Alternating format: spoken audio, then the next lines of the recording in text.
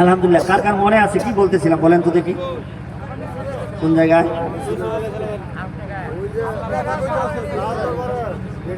হ্যাঁ, হযরত জুলাইখার সাথে কথা বলতেছেন। শান্তা তালার ভিতরে এইদিকে খেয়াল করেন, অল্প সময়ের মধ্যে আমি মাহফিলটা আমার বয়ান শেষ করে দেব। বন্ধুরা আমার ভাইয়ের, আমার দিলটা নরম করতে হবে, চোখের পানি মাবুদকে দেখাইতে হবে, সামনে আসতেছে বন্ধুরা রে। এবার জুলাইখা ধরতে চায়, ইউসুফ আলাইহিস সালাম বলে, আল্লাহ এই জায়গায় তুমি ছাড়া আমার আর কেউ নাই, একমাত্র তুমি আমার ইজ্জত হেফাজত করতে পারো। এই কথা বলার সাথে সাথে আবার যখন জুলাইখা ডাক দিছে, ও ইউসুফ, তোমার জন্য এতদিন ধরে আমি পাগল। আপনাদের কাছে প্রশ্ন করি, একটা যুবক মানুষ, একটা যুবতী যদি সামনে থাকে, দিলটা মনটা নরম হওয়ারই তো কথা, কি কর? একটু মনটা নরম হয়ে যাইতেছে। ঠিক এমন সময় আল্লাহ রাব্বুল আলামিনের কাছে যে সাহায্য চাইছে, আল্লাহ ডাক দেখো, জিবরাইল আর দেরি কইরো না, কারণ আমার ইউসুফকে আমি নবী দান করব। ইউসুফ যেন অসতী না হয়, কারণ সে হবে আমার নবী। এই জন্য আল্লাহ ডাক দেখোই, ও জিবরাইল, তোমারে তো চিনে না, যেহেতু সে নবী এখনো হয় নাই, ওহী তো তার উপরে নাজিল করি নাই। তুমি এবার এক কাজ করো, বলে কি? ওই ইউসুফের যে বাবা ইয়াকুব নবী, ইয়াকুব নবীর সুরত ধরে তার সামনে হাজির হইয়া যা। একটু জোরে কর না সুবহানাল্লাহ। আচ্ছা, ইয়াকুব যদি সামনে আসে, সন্তান ইউসুফ চিনবে কি চিনবে না? ইয়াকুবের রূপ ধরে সামনে আসছে, আসার সাথে সাথে বুকের মধ্যে হাতটা বুলাইয়া দিছে, বুলাইয়া দিয়া বলতেছে, আল্লাহর মহব্বত দিলের মধ্যে যেন বাইরে যায়, দুনিয়ার এই সমস্ত কুমন্ত্রণার থেকে যেন হেফাজতে থাকে। এই কথা বইলা যখন বুকের মধ্যে হাত বুলাইয়া দিয়া চইলা গেছে, এইবার ইউসুফ আরো শক্ত হয়ে গেছে, ইমানটা মজবুত হয়ে গেছে। জোরে কোন সুবহানাল্লাহ। এবার ইউসুফ এমন জোরে একটা দৌড় দিছে রে, দৌড় দেওয়ার সাথে সাথে একটা একটা করে তালা খুলতে লাগছে। 7টা দরজা, 7টা গেট খুলে গেছে। খুইলা যাওয়ার সাথে সাথে গেটের সামনে যখন যাইয়া পাটা রাখছে, ঠিক সামনে থেকে আজিজে মিশর সামনে হাজির। জুলাইখার স্বামী মিশরের বাদশা সামনে হাজির। দৌড় দিয়ে গেটের থেকে কেবল বাইর হইছে, সামনে দেখে বাদশা, পিছনে হলো জুলাইখা, সামনে কে? বাদশা। বাদশার সামনে কারা? ইউসুফ আলাইহিস সালাম। ইউসুফের পিছনে কে? জুলাইখা। এবার বাদশার সামনে হাজির। এবার পিছন দিক থেকে ডাক মারছে, ইউসুফ তো আর কিছু কয় না, বাদশারে দেখা কম্পন হয়ে গেছে, চমকে গেছে, কি ব্যাপার বাদশার সামনে। এবার পিছন দিক থেকে জুলাইখা ডাক দেয়, কয়, এই দেখলাম সন্তান তুমি আনছো, গোলাম আনছো, দেহ আমার ইজ্জত নষ্ট করার জন্য ঘরের ভিতরে এরা খুব পারাপারি করলো, এখন আমি দাওয়া দিছি, দৌড়ে এই যে পালাইতেছি। নাউজুবিল্লাহ কইতেন না? কথা সত্য না মিথ্যা? মিথ্যা। এই কথা যখন কইছে, আজিজি মিশর কয়, তাই যা হয়, তাহলে এর বিচার হবো। বাদশা কয়, তার বিচার করুন লাগবো, আমার রাজ দরবারে এই গোলাম আমি কিনে নিয়ে আসছি আমারই বিবির সাথে। ঠিক আছে, বিচার বিচার। এই যে কথাটা, এই কথাটা যেন রাজ দরবারে বাইরে না যায়, এটা আমার বাদশা বলে দিলেন। রাজ দরবারের ভিতরেই 12 জন মহিলা, তারা শুনছে। ওই যে কর্মচারী থাকে না রাজ দরবারে, রাজ দরবারে জানা আছে কর্মচারী, তারাই শুনছে। তাদেরকে নিয়ে বিচারের বসছে। বসার সাথে সাথে এখন কি বিচার করবে, এই বিচারের রায়কে কি দিবে, ঠিক এমন সময় ওই জুলাইখা যেই রুমের ভিতরে এই ঘটনাটা ঘটেছে, ওই রুমের ভিতরে জুলাইখার একটা ভাইয়ের সন্তান ছিল, ওই ভাইয়ের অথবা বোনের সন্তান ছিল, অথচ তিনি হলেন ভাতিজা। ওই সন্তান মাত্র কয়েকদিনের সন্তান, ওই সন্তানের জবান দিয়া বের হয়ে গেছে, এই তোমরা যে বিচার করবা, এই বাদশা বিচার করবা, বিচার কেমনে করবা এটা আমি বলে দিতেছি, এইভাবে বিচার করবা। সুবহানাল্লাহ বুঝলেন না? বলাইছে কে? জোরে বলেন। হাই রে হাই, কয়েকদিনের সন্তান কেমন করে কথা বলে। হ্যাঁ বলতেছে, এই বাদশা বিচার যে করবা, আমি তো ঘরের ভিতরে ছিলাম, ওই রুমের ভিতরেই ছিল ওই সন্তানটা। জুলাইখা মনে করছে ওই সন্তান তো ছোট মানুষ, কিছুই কহাবো না, কওয়ার মালিক কে? আল্লাহ। জবান খুলে দিছে। ওই সন্তান কয়, আমি সব জানি, সব দেখছি। তবে ডাইরেক্ট বলে নাই যে জুলাইখা দোষী, ইউসুফ নির্দোষী, এভাবে ডাইরেক্ট বলে নাই। এইবারও ওই ছেলেটা, ওই সন্তানটা হেকমত খাটাইছে। জোরে কোন সুবহানাল্লাহ। কি খাটাইছে? হেকমত। আল্লাহ নবী যারা তারা হেকমতের কথা বলে, ওই সন্তানটাও হেকমত করছে, আল্লাহ পাক হেকমত অবলম্বন করছে। বর্তমান জামানায় বেলায়েতের যুগে আল্লাহর ওলি যারা তারাও হেকমতের সহিত কথা বলে। কথা ঠিক কিনা জোরে কও। এই জন্য আল্লাহর ওলিদের কাছে যাওয়া, নবুয়তকে 40 ভাগ করে 1 ভাগ দিয়েছেন বেলায়েতের মধ্যে। এই বেলায়েতের যুগে যারা হক্কানি আল্লাহর ওলি, তাদের ভিতরে তাদের কাছে ছিল আধ্যাত্মিক শক্তি, এলমে লাদুন্নির শক্তি। জোরে কোন সুবহানাল্লাহ। আছে না নাই?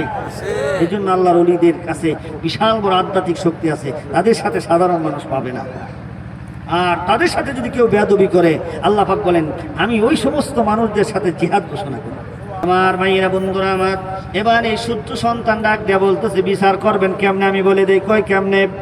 কয় পিছন দিক দিয়ে যদি জামা ছিঁড়া থাকে তাহলে জুলাইখা দোষী আর ইউসুফ নির্দোষী। সামনের দিক দিয়ে যদি জামা ছিঁড়া থাকে তাহলে ইউসুফ দোষী। এটা প্রমাণ করেন। এবার তারা প্রমাণ করে দেখে পিছন দিক দিয়ে জামা ছিঁড়া, সামনের দিক দিয়ে জামা ছিঁড়া না, তাহলে বোঝা গেল দোষীকে জুলাইখা। তারপরে মন রক্ষা করার জন্য আজিজে মিশর আরে এই ইউসুফকে কারাগারের মধ্যে পাঠায়া দিলেন। কারাগারে থাইকা আল্লাহর পয়গম্বর ইউসুফ আলাইহিস সালাতু ওয়াস সালাম কান্না শুরু করে দিলেন। বন্ধুরা রে, কি অপরাধ করলাম, কি দোষ করলাম আল্লাহ? যেখানে যাই সেখানে শুধু কষ্ট আর কষ্ট। ওই কারাগারের ভিতরে যায়া দেখে দুইটা কয়েদি, কয়টা? দুইটা আসামি কারাগারের ভিতরে। ওই জায়গায় তিনি দাওয়াত দেওয়া শুরু করে দিলেন। আমার ভাইরা দাওয়াত দেওয়া শুরু করলেন, তাবলীগ লাগাইতেছেন, কালেমার দাওয়াত দেয়। এইবার বলতেছে কালেমার তো তারা গ্রহণ করে না, কিন্তু দিলটা মনটা নরম হয়ে আসতেছে। এইবার হঠাৎ করে একদিন স্বপ্ন দেখলেন ওই দুইজনে।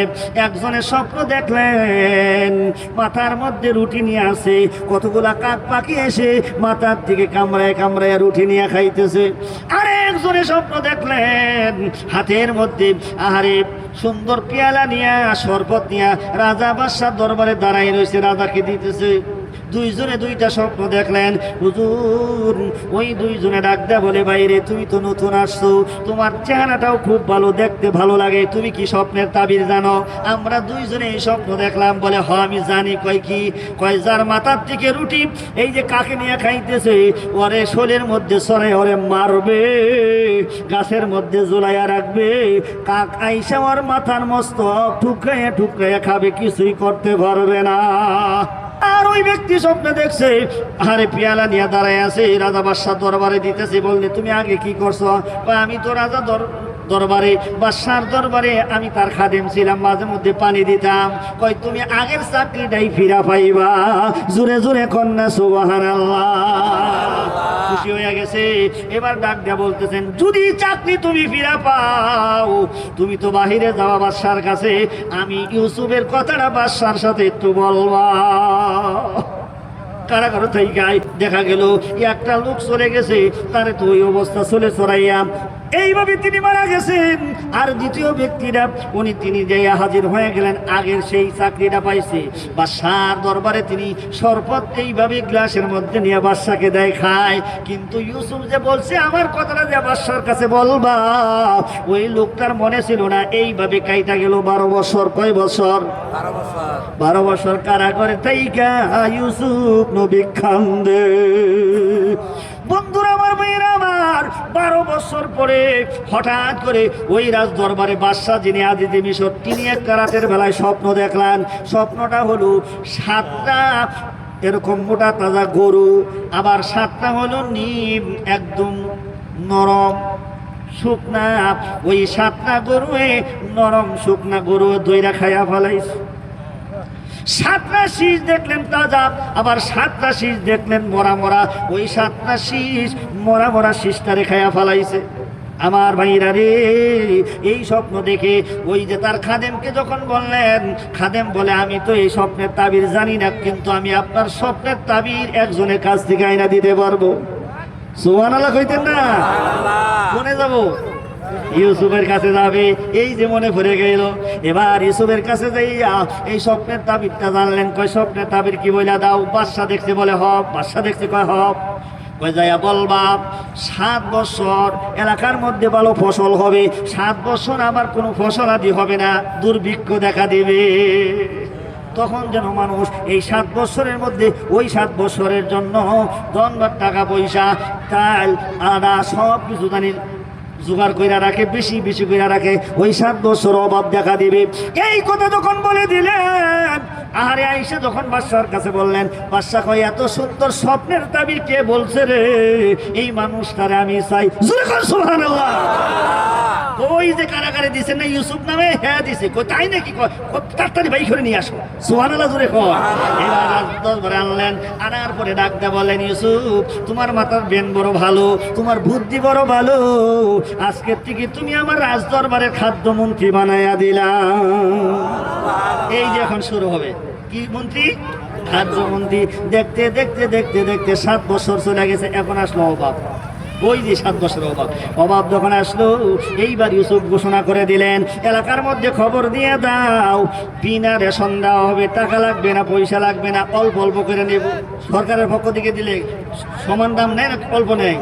আমার ভাইরা এই ঘোষণা যখন দিয়ে দিলেন, ঘোষণা চলে গেল কেনানে যাওয়ার পরে ওই যে 10 ভাই আব্বারে ডাক দিয়ে বলে, আব্বা মিশরের নতুন একটা বাদশা ঘোষণা কইরা দিছে গো, অল্প টাকাই ভালো খাবারের ব্যবস্থা দিবে, অনুমতি দিলে আমরা যাইতাম। বলে যাও। এই 10 ভাই যে হাজির হয়ে গেছে, রাজ দরবারে সবাইকে খানা দিলেন, সবাইকে রেশন দিলেন। ওই 10 ভাইয়ের সামনে যাইয়া যখন ইউসুফ দাঁড়াইছে, ইউসুফ 10 ভাই চেহারা দেখা চিনা ফালাইছে। জোরে কোন সুবহানাল্লাহ। ওই 10 ভাই চিনে নাই, ডাক দিয়ে জিজ্ঞাসা করে, আপনাদের বাড়ি কোথায়? বলে আমাদের বাড়ি কেনানে যাও। ওটার থেকে আসছেন যাও। আপনারা কয় ভাই? বলে আমরা হইলাম 10 ভাই, আরেক মার ঘরে হলো 2 ভাই, এই হলো আমরা 12 ভাই।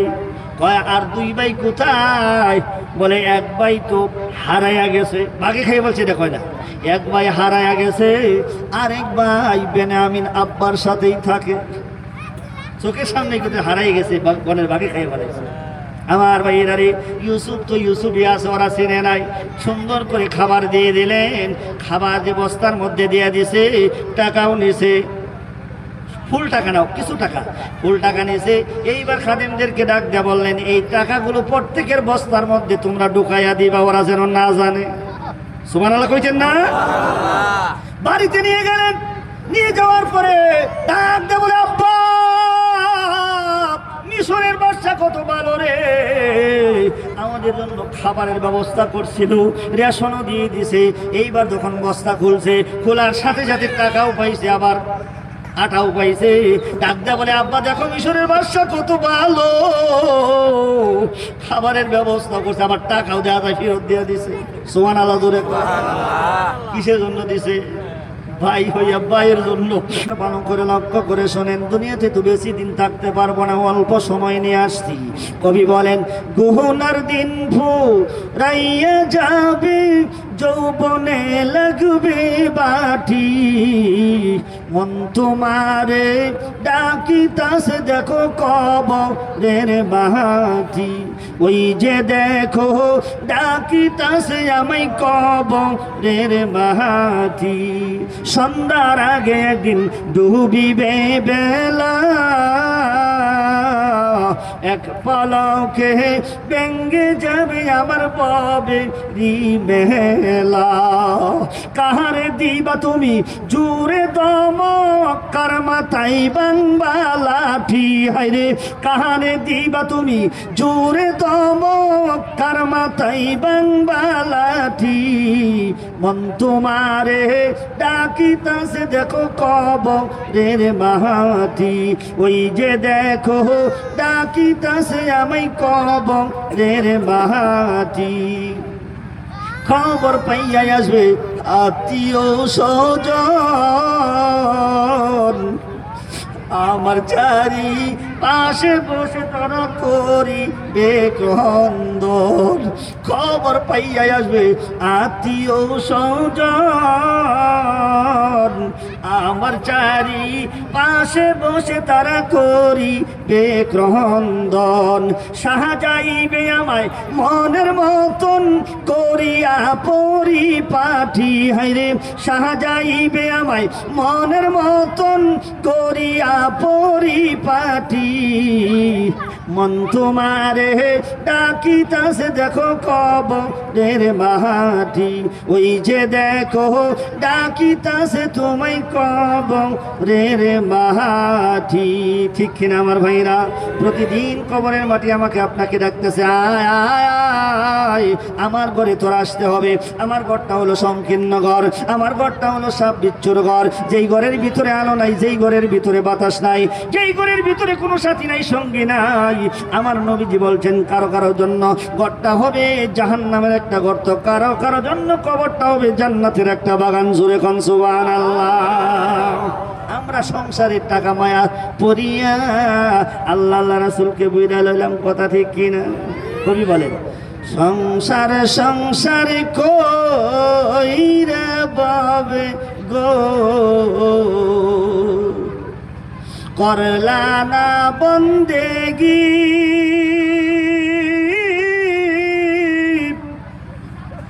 কেমনে কাটা আইবা ববে রে কবরের জিন্দেগি রে।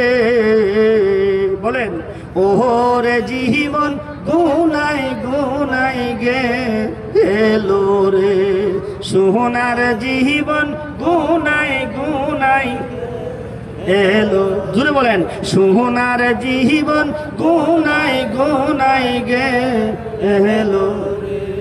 সংসার সংসার কো ওইয়া বাবে গো, করলা না বন্দেগি, কেমনে কাটা আইবা মনরে কবরের জিন্দেগি রে। ওরে জীবন গুনাই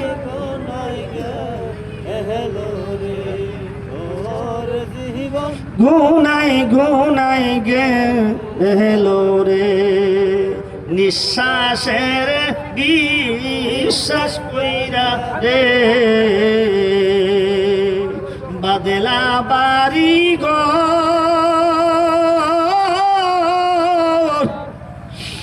কোন দিন জানিয়া আজরাইল আইসা রে তোমার সবই করে পরে। ওরে জীবন গুনাই গুনাই গে এলো রে, আমার জীবন গুনাই গে। সবাই বলেন না, মুখটা খুলেন। সোনার জীবন গুনাই গে এলো রে, ছেলে মেয়ের মায়াই পইরা গো, ডাকলা না মাওলা রে কি জানি কি উপায় হবে রে, অন্ধকার কবরে রে।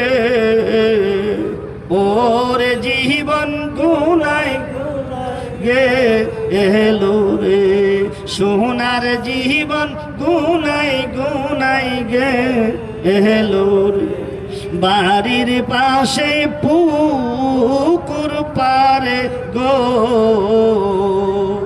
বাদবি বাসের ঘর,